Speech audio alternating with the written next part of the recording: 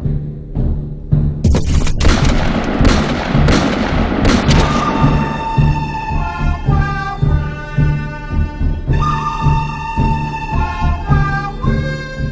everybody, welcome to another Marksmanship Masterclass where you can get the information knowledge you need to take your shooting experience and your firearms to the red zone. I'm Advanced Weapons Instructor Dave Watson, and the topic of today's Masterclass is scope mounting hardware. When we're talking about scope mounting hardware, we're talking about the scope rings that wrap around the scope tubes and the bases that attach directly to the firearm. These two items link together and attach the scope to the rifle for aiming. There are two basic forms: one-piece bases, where the separate rings attach to the one base, and two-piece bases, where the separate rings attach to separate bases.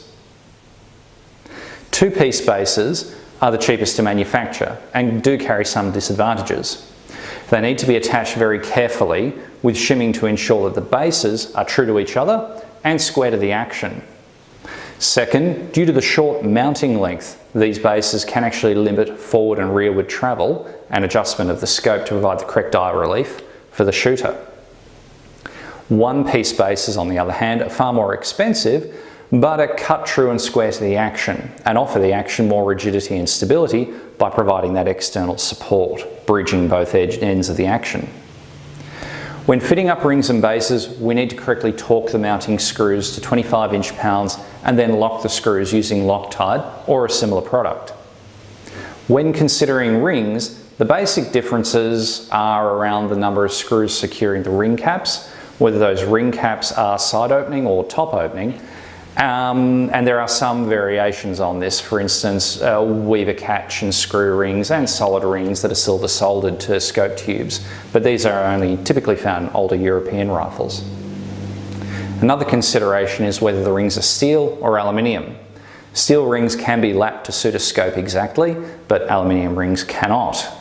In both cases, however, the ring cap screws must only be tightened to 15 inch-pounds. Ring and base combinations can also change the height of the scope off the bore center line, and the shooter needs to know how high their head is going to sit on the stock with proper cheek weld to fit the ring and base combination that matches. The way in which the rings and bases interface is also very important. Some rings lock in with a 90-degree swing on the front mount and then lock with windage screws at the rear. Others use a claw and rail setup like a Picatinny system.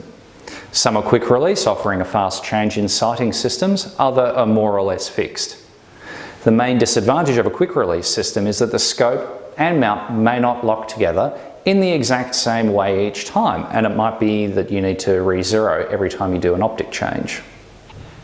As a final note, always use heavy-duty rings with 30 cal rifles and above.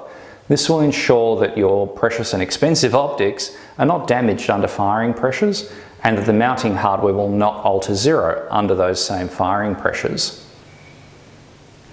So if you want more information on scope mounting hardware or any other topic discussed in these videos, be sure to click on the link below to my books on Amazon, available in both digital and hard copy formats. If you appreciated the information in this video, you can show that appreciation right now by clicking on the PayPal donate button below and by donating any amount you feel is equal to the value of the information in this video. As always, don't forget to click subscribe below and stay tuned for more videos from Marksmanship Masterclass.